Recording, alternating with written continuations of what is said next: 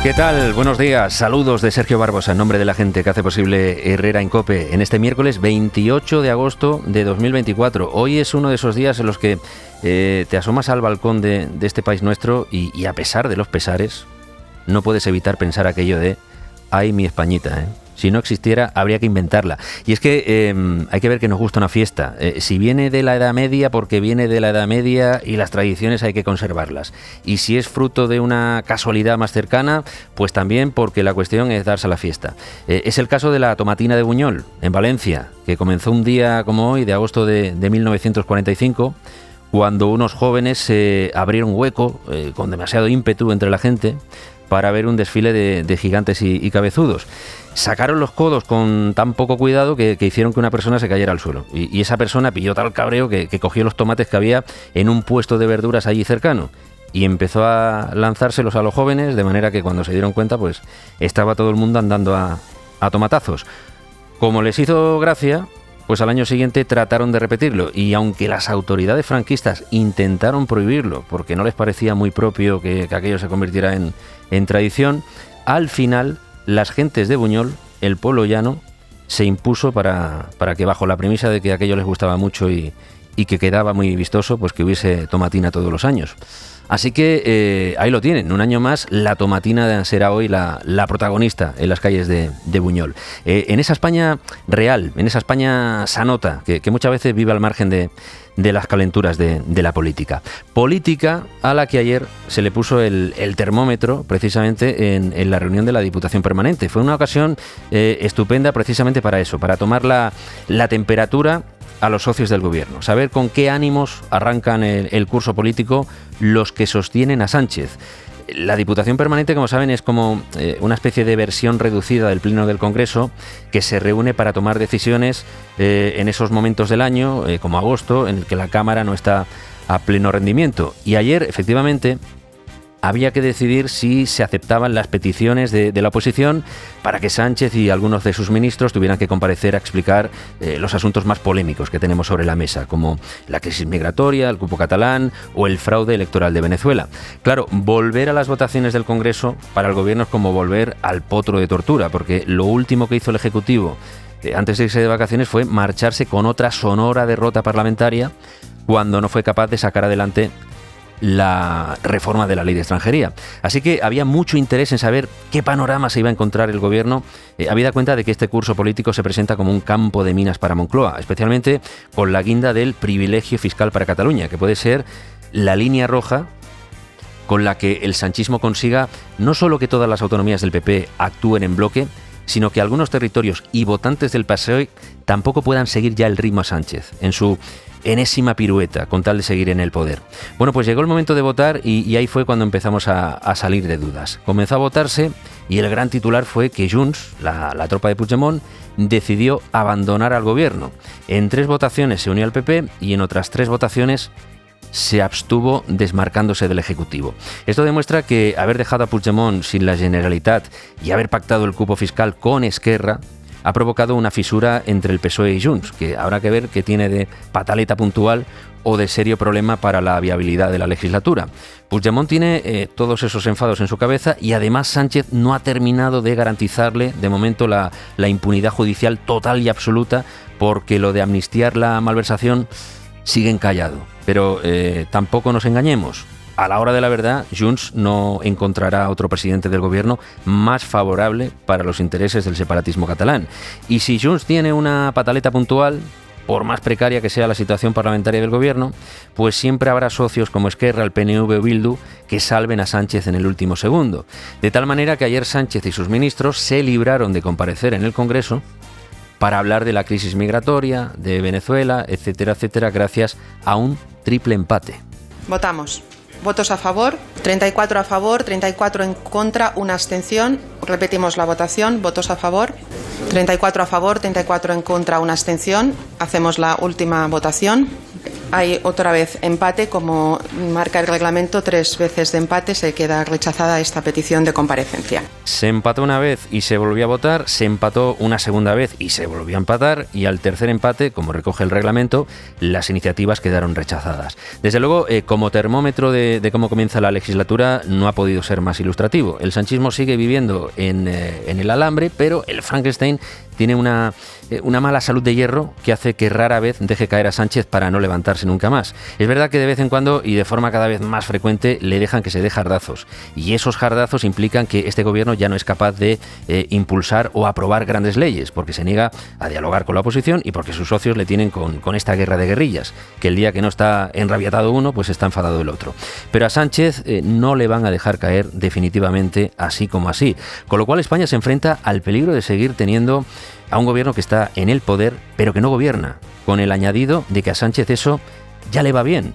Ayer mismamente supimos que esta vez el Ejecutivo sí se va a molestar en elaborar y presentar unos presupuestos generales del Estado. Que, hombre, algo es algo, porque el año pasado, con la convocatoria de las elecciones catalanas, directamente es que pasó olímpicamente de cumplir con esa obligación. Pero estamos más o menos en las mismas, porque el gobierno ha dicho de forma lacónica que bueno, que ellos presentarán las cuentas y que ya dependerá de sus socios si las aprueban o no.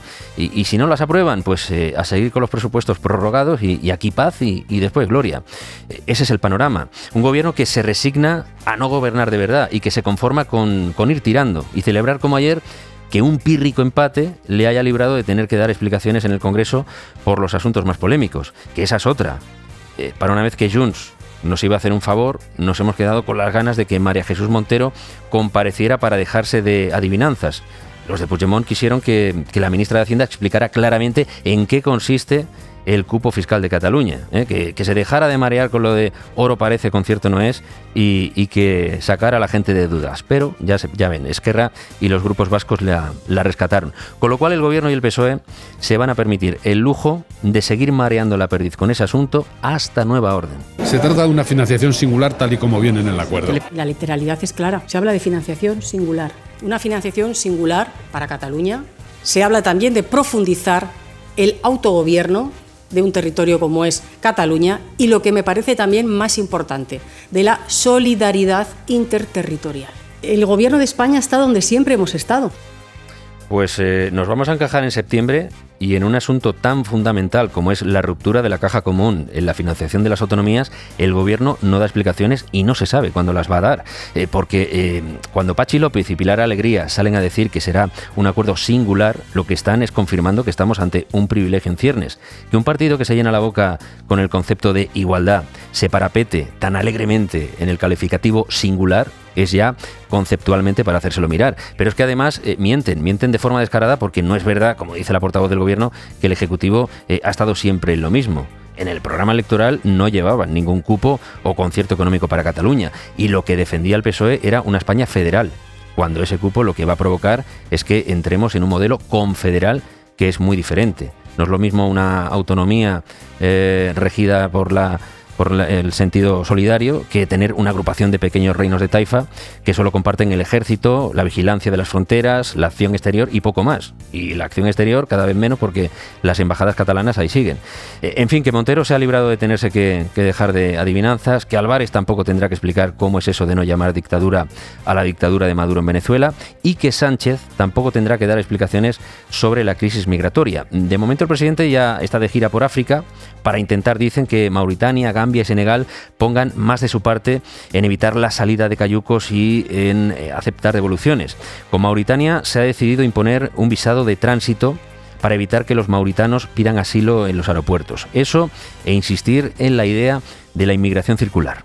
Lo que vamos a hacer es suscribir un memorándum de entendimiento para desarrollar el modelo de migración regular y, por tanto, circular. Una fórmula que España ya ha desarrollado de manera, yo diría que exitosa, en diferentes países, y que constituye una buena herramienta para gestionar de manera ordenada y legal el flujo de migrantes.